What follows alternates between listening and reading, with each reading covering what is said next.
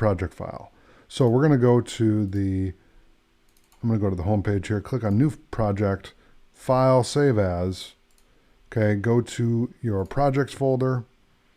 We're going to label this new folder as 13. It's going to be project number 13, and it's going to be Adobe Premiere Pro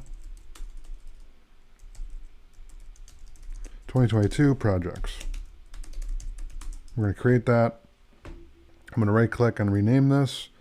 I'm going to copy it with Command C on the Mac, Control C on the PC, and then we're going to label our project file with the same exact label. Create that. We're good to go there. Let's go to Firefox, grab our downloaded file. Okay, I'm going to bring this over to my documents.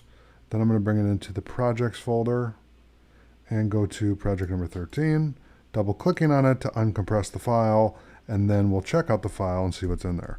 So we have introduction, benefits, what you will learn, students, requirements, thank you, and then the promo video itself. So let's go back to AfterEffects, and what we'll do is we'll import this from the project panel. So I'll right click, click on import, go to file, and then we're going to grab project number 13, the files here, highlight everything, and then bring it in or open it. Okay. Then we'll bring the Adobe Premiere Pro 2022 projects promo video onto the composition here. And I can actually expand this out. And then we can scrub through and kind of see what we have and what we're working with. Okay, so it's about a minute of a promo video, which is perfect.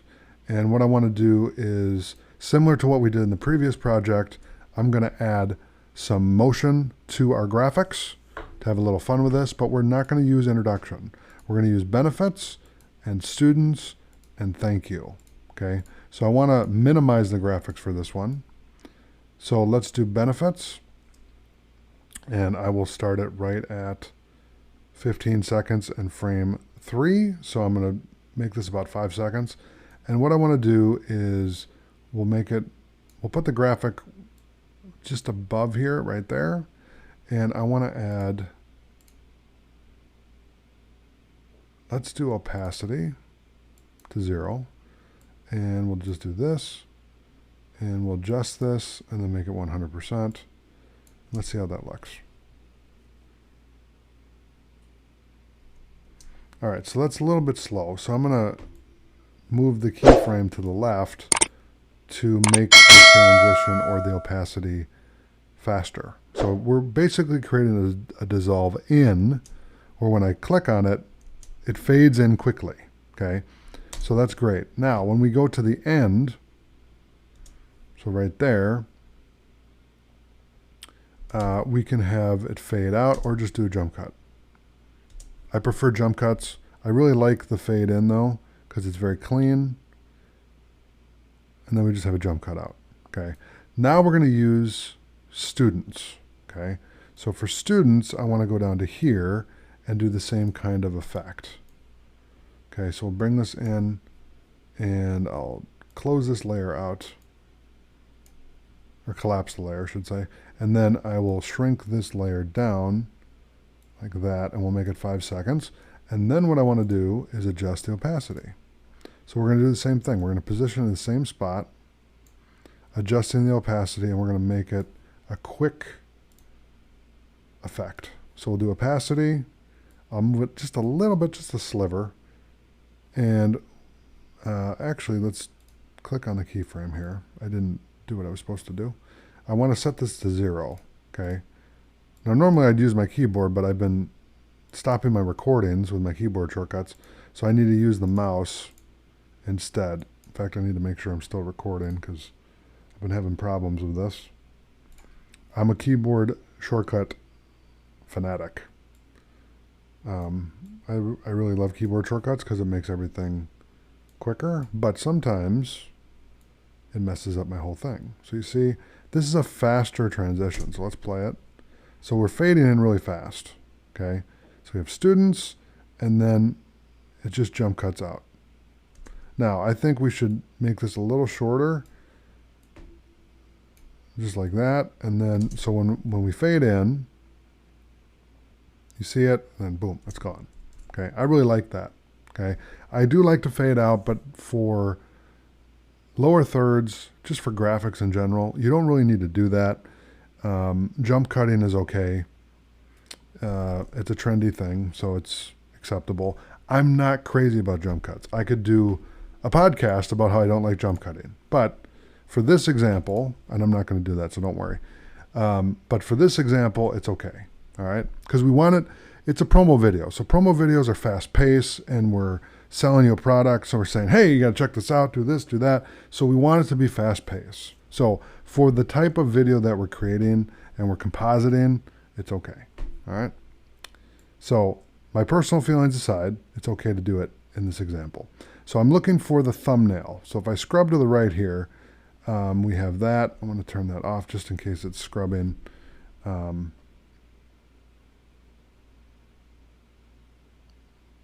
Okay, so at 1 minute and 1 second, we're good, but I want to scrub about 5 seconds less.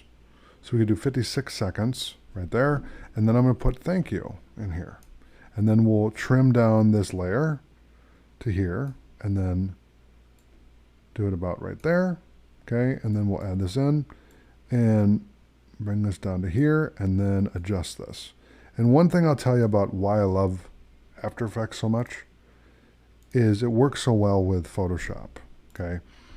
And it's layer based, okay? So that's why I love After Effects so much. That's why I love Photoshop so much. Because when you put stuff in layers, it just makes everything make more sense. So I'll just scrub a little bit to the right, and I goofed, I didn't put the opacity to 0. So let's do that. And I have to make sure again, I'm still recording because I don't want to lose anything here. And I'm going to scrub a little bit to the right, and then we'll turn the opacity to 100%. So we have, that's at 0, okay? Okay, I'm going to delete this keyframe because I goofed up. Hold on. Let's delete the keyframe, and then let's try again. So what we'll do is we'll set this to 0, okay? And then when I scrub a little bit to the right, we're going to make another keyframe, about right there, and we're going to set it to 100%, which will create another keyframe. This one's going to be really fast, but that's okay. So we'll play it. There you go. It's a smooth, it's fast, but it's a smooth effect, okay? And all we're doing is adjusting the opacity. So we're taking it from 0% to 100% and giving it kind of a tenth of a second to transition from 0 to 100%, okay? But it looks really cool and smooth. Okay, and that's really what you want when you make effects.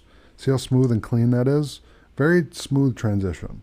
And then, like I said, we're doing kind of a fast-paced promo video, and you'll say, Josh, you're talking fast. Yes, but I'm talking at the pace of the promo video, right? I'll slow down. But what we're doing is we're setting the tone or the pace of the video by the way that we do our effects. So if you have slow effects, you're setting the pace to be slow. If you have like a middle of the road speed, like instead of 5 seconds or 0 seconds, you have 2 seconds. Or let's use an even number, 3 seconds instead of 0 or 6, right? Then you're in the middle. That's fine. It depends on what the tone is, what the pace is of the video that you're making. That's how you're going to make the effects, okay? It has to work within what you're trying to create. So if you're making a fast-paced reality show, you're going to have quick effects like this, where when you see a graphic pop up, it's going to be like, boom, there it is, and boom, out, right? So it really depends on what the pace is.